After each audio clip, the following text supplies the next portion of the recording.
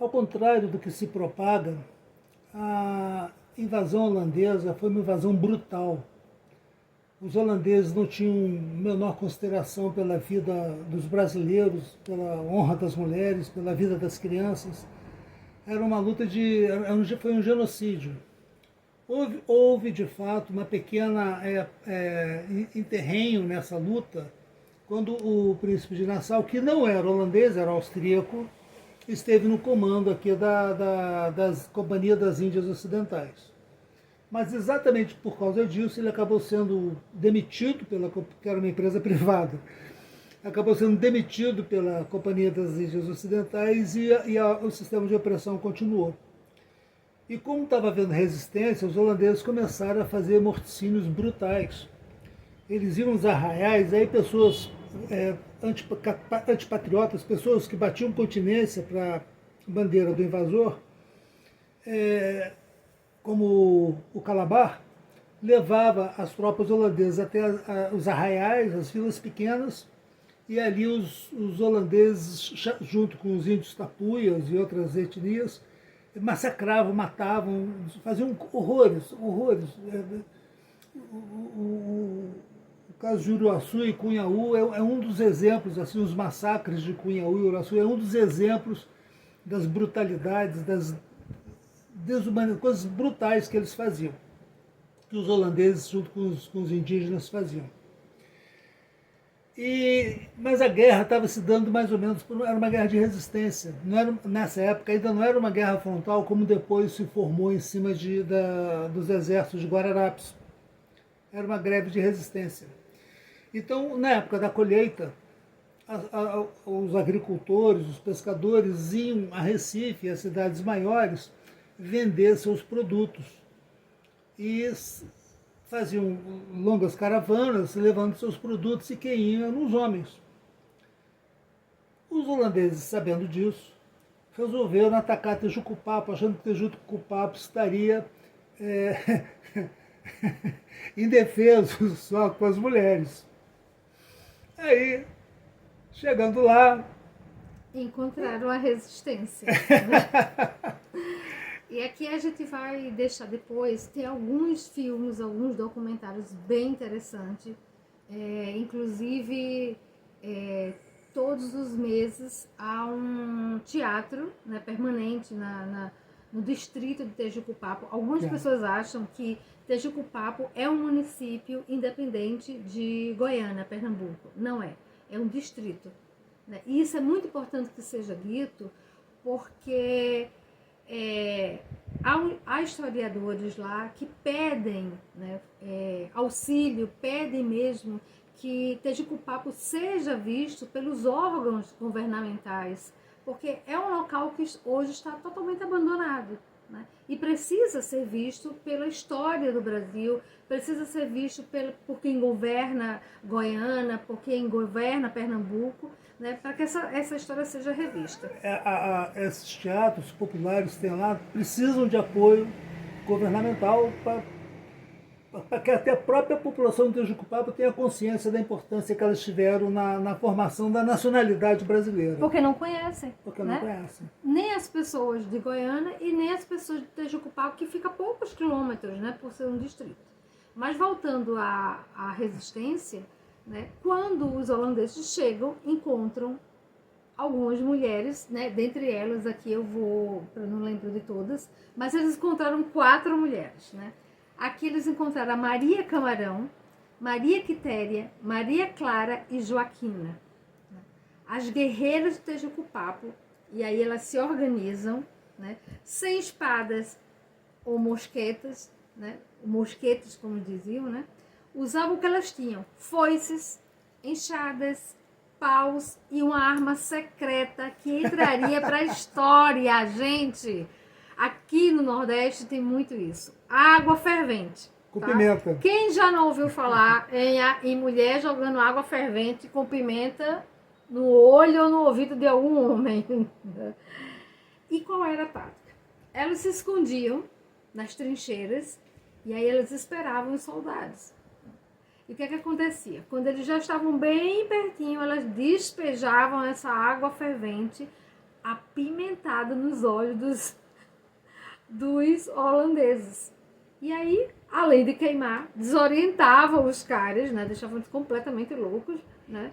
E aí o que acontecia? Os caras recuavam, porque não tinha como é que eles iam suportar, rechaçar, como é que eles iam, né? Não tinha como eles enfrentar essas mulheres. Qual foi o resultado? A derrota foi humilhante. Imagina. Né? Para os holandeses. Imagina, né? a desmoralização na época, meu Deus do céu. Imagina eles contando qual era a tática. Qual foi a tática para vocês voltarem desse jeito? De né? quem que eles levaram um pau? Né?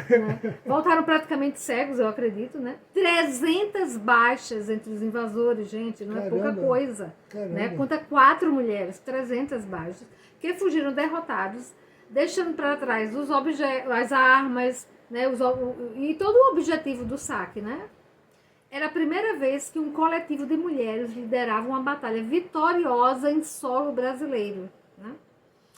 E aí tem um livro chamado As Mulheres de Tejucupapo, né? Que tem assim todas as fotos, as encenações que são feitas. As fotos das encenações. Das encenações, que são muito bem feitas, que vale a pena as pessoas procurarem para conhecerem melhor. Né? E aí a gente quer pular aqui para...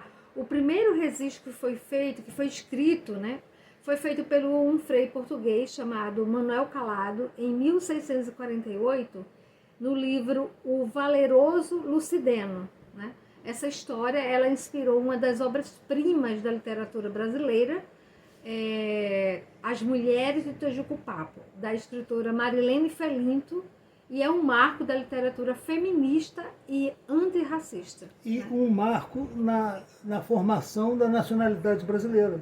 Que esses eventos, toda essa luta de resistência, em diversos municípios, Porto Calvo, Tejucupapo, Goiânia, Uruaçu, Cunhaú, vários municípios que formaram o núcleo que depois compôs os exércitos de Guararapes, inclusive as lideranças de Guararapes. Então, assim, para quem quiser conhecer essa história, no último domingo de abril, as mulheres de Tejucupapo, elas sobem ao Monte das Trincheiras e reencenam essa batalha.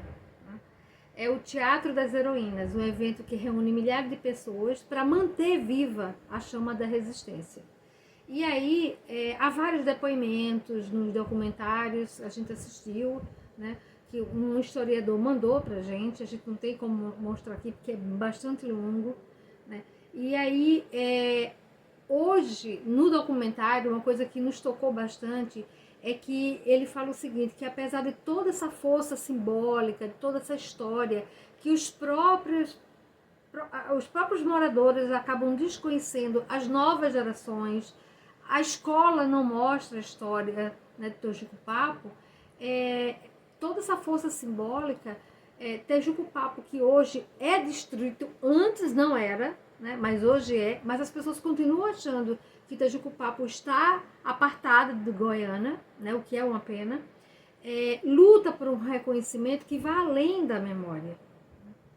E há uma necessidade que essa encenação ela se mantenha uma história viva, né? Esse grupo cultural que está lá no próprio local onde a batalha aconteceu, ou seja, toda encenação é feita no local da batalha. Então você imagina a emoção de se rever essa encenação. Eu estive lá muitos anos atrás, nessa trincheira, tem um obelisco lá em celebração dessas mulheres. Eu estive lá muitos anos atrás e estava abandonado, como hoje parece que ainda continua abandonado. Sim, sim. Mas a energia do local é emocionante. Mesmo eu fui na época, não tinha encenação, não tinha teatro, nada. Eu fui lá, estava vazio, estava abandonado, não tinha ninguém. Eu fui lá, fui de motocicleta, estava fazendo uma reportagem para o jornal Hora do Povo. Mas a energia do lugar é extraordinária. Você fica arrepiado lá. Você assistindo o documentário, você já sente, imagina você estando lá, né? E aí, o que ele pede muito, esse historiador, é que precisa que os governantes, eles invistam numa política pública de valorização. Então, assim, além de ser uma necessidade, por exemplo, hoje, para se entrar lá, existe uma porteira onde se paga para entrar, mas não se tem um investimento, está tudo abandonado. Então, uma vez por ano, que é o primeiro domingo de abril, abre-se o ambiente para que haja encenação e o resto do ano tudo isso fica abandonado. Então ele faz um apelo, né? Assim como essas mulheres não recuaram, e ele escreve isso, assim como essas mulheres não recuaram diante dos invasores, nós não podemos recuar diante da missão de garantir que a memória delas seja preservada com a dignidade que merece. É preciso que o poder público, que ele, municipal, estadual, federal, olhe para Tejucupapo, que invista no turismo histórico, na infraestrutura cultural e na proteção deste patrimônio imaterial. Reconhecer essas heroínas é reconhecer a força que todas as mulheres que constroem o Brasil. Então aqui fica, né, o nosso pedido também, né, para que os governantes, para quem estão à frente, né, e principalmente quem está à frente do turismo histórico, olhe para Tejucupapo, né, e reconheça essa memória. Né? Eu acho incrível que nós temos a história do Brasil é riquíssima em resistências, em lutas, em vitórias, é riquíssima. E a gente não estuda isso, não valoriza a nossa história e acaba não valorizando a nossa brasilidade. Acho isso assim, conhecer a história de Tejucupapo, de Uruaçu, de Cunhaú, de Porto Calvo, saber o papel vexaminoso, quem foi o Calabar, esse papel vexaminoso que ele fez, de bater continência com uma bandeira estrangeira, de entregar a vida de milhares de brasileiros, de mulheres, crianças que eram vendidas a troca de cachorro. Os holandeses pegavam as mulheres brasileiras e vendiam, faziam comércio em troca de cachorro. Nossa, a mulher que vale 2 cachorros. Isso aí a gente precisa saber da importância da nossa formação histórica, de como os brasileiros construíram o Brasil. Eu acho que a Batalha de Tejucupapo, ela fica pra gente uma lição de que a coragem não está no tamanho da arma, né? Ela está na determinação de quem luta, né, por sua terra, por sua gente, por sua história, né? Que a chama dessas guerreiras, ela continue nos inspirando, né? E que ela finalmente receba o tributo que lhe é devido em vida, com ações concretas, né? E essas ações concretas, ela está na mão do poder público, né? E a gente pede para que quem acompanha o canal repasse isso, né?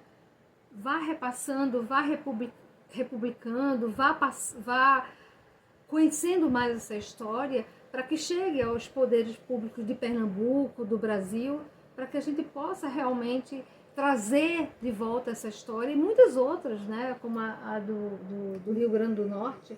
Porto Calvo, do Rio Grande do Norte, Uruaçu e Cunhaú. Tem história no Ceará, no Maranhão. O que tem de história de resistência, de vitórias de brasileiros é o troço de A gente precisa compartilhar essas histórias para que elas não sejam esquecidas de vez, porque esquecidas elas já estão. Já estão, e a gente está vendo muitas vezes repetir essa história, né? Lideranças importantes que estão, que se dizem patriotas e que, no entanto, estão entregando a pátria para o inimigo, para o invasor. A gente fica com a pergunta, né? Que tipo de patriotismo a gente está vivendo? Bom, meus companheiros, meus amigos, espero que vocês tenham gostado dessa história. A gente contou o que a gente sabia, o que a gente conseguia lembrar. Espero que vocês gostem, tenham gostado dessa história. Tá certo? Um abraço no coração e até a nossa próxima história / peregrinação. Tchau, até gente. mais.